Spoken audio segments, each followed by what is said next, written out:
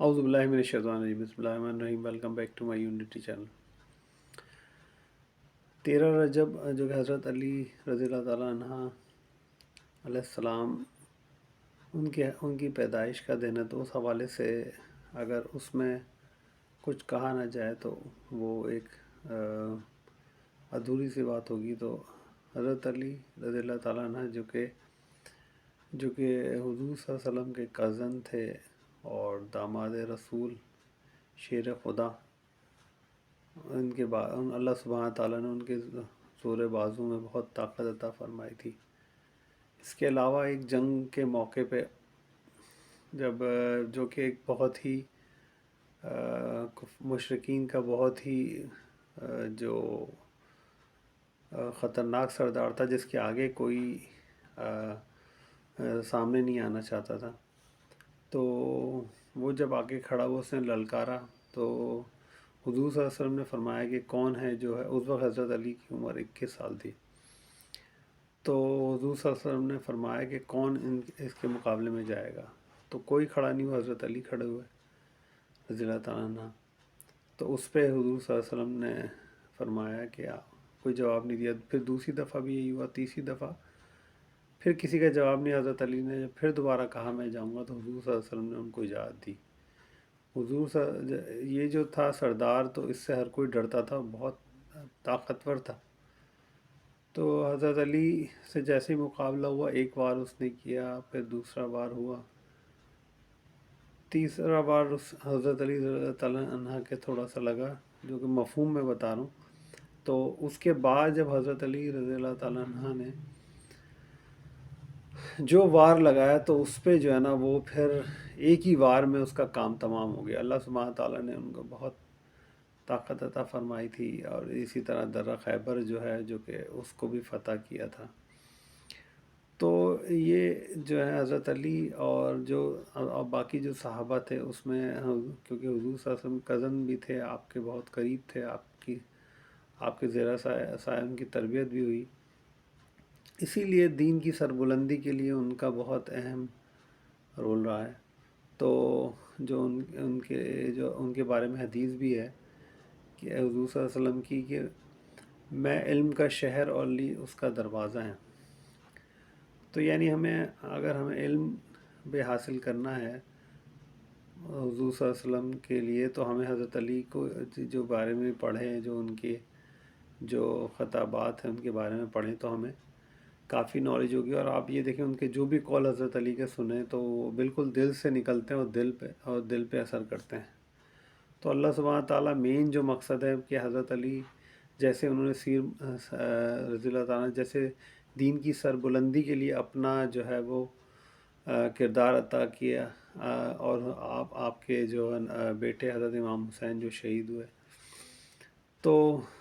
اب اس سے ہمیں جو اخذ کرنا چاہیے، وہ یہی اخذ کرنا چاہیے کہ جس طرح ابھی بھی آپ یہ دیکھیں کہ مسلمان جو ہے وہ غزہ میں اور تمام کشمیر میں، اب تو میں پاکستان میں بھی کہوں گا، کیونکہ یہاں پر بھی حالات مطلب جو اللہ سبحانہ تعالیٰ اور حضور صلی اللہ علیہ وسلم کا جو دین تھا، اس کی امپلیمنٹیشن نہیں۔ الحمدللہ یہاں آزادی ہے، ہمیں الحمدللہ یہاں پہ کوئی جو انڈیا والا معاملہ ہے وہ نہیں ہے، لیکن ہمیں وہ جو حضور صلی اللہ علیہ وسلم جو معاشرہ چھوڑ کے گئے تھے، یا صحابہ جن حضرت علی کے دور میں جس کے لیے انہوں نے ایفرٹ کی، تو وہ جو ہے ہمیں ابھی وہ نہیں مل رہا، جس کی وجہ یہ ہے کہ مسلمانوں میں اختلاف بھی ہے۔ تو ہمیں دو بڑے جو ہمارے فرقے ہیں، ان کو بھی ایک ہونا چاہیے اس وقت، حضرت علی کے لیے، اللہ رسول کے لیے، تاکہ جو ہے وہ جو یہود و نصارہ اور جو منافق ہمارے اندر ہیں، جو کہ ہم لوگوں کو توڑ کے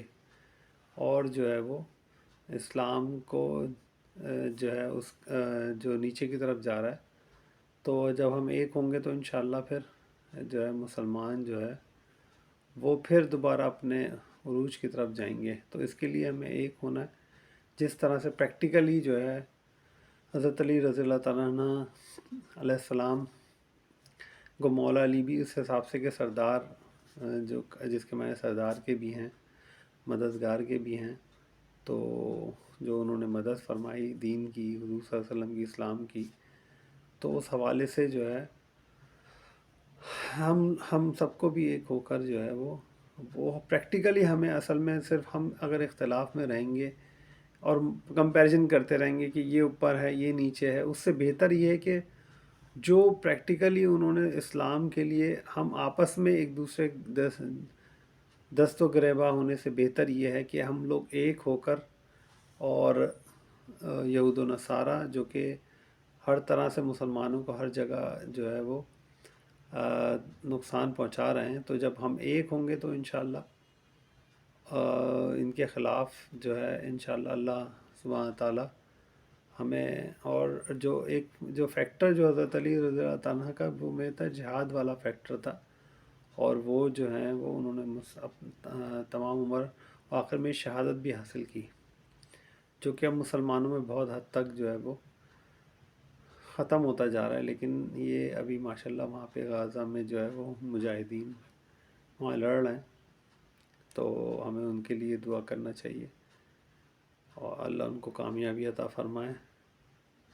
اور مسلمانوں کو بھی قرآن پر، حضور صلی اللہ علیہ وسلم کی سنت پر، اور حضرت علی جو کہ حضور صلی اللہ علیہ وسلم کے بتائے ہوئے جو راستے پہ تھے اسی پہ چلیں، ہمیں بھی چلنے کی پریکٹیکلی چلنے کی توفیق عطا فرمائے، کیونکہ ہم صرف نعروں سے اور یہاں تک محدود ہیں، اور صرف کمپیریزن میں ایک دوسرے سے جو ہے نا وہ کمپیریزن کرتے رہتے ہیں کہ یہ اوپر ہے یہ نیچے ہے، لیکن پریکٹیکلی ان لوگوں نے جنہوں نے اسلام کی سربلندی کے لیے کوششیں کی وہ جو ہم نہیں کر پا رہے ہیں، تو ہمیں نعروں سے اور ان جہاں پر ہم اپنا جو ہے وہ بھی جو بھی فرسٹریشن ہے جو کہ یہود و نصارہ نکلنا چاہیے، وہ ہم آپس میں ایک دوسرے پہ جو ہے وہ نعروں سے اور ان چیزوں سے کرتے ہیں، تو وہ ختم ہو کے ہمیں جو ہمارے جو حضرت علی نے پریکٹیکلی جو جس طرح سے زندگی گزاری، ہمیں بھی ویسے زندگی گزارنے کی توفیق عطا فرمائے۔ جزاک اللہ خیر، سبسکرائب کیجیے گا، لائک کیجیے گا، شیئر کیجیے گا، جزاک اللہ۔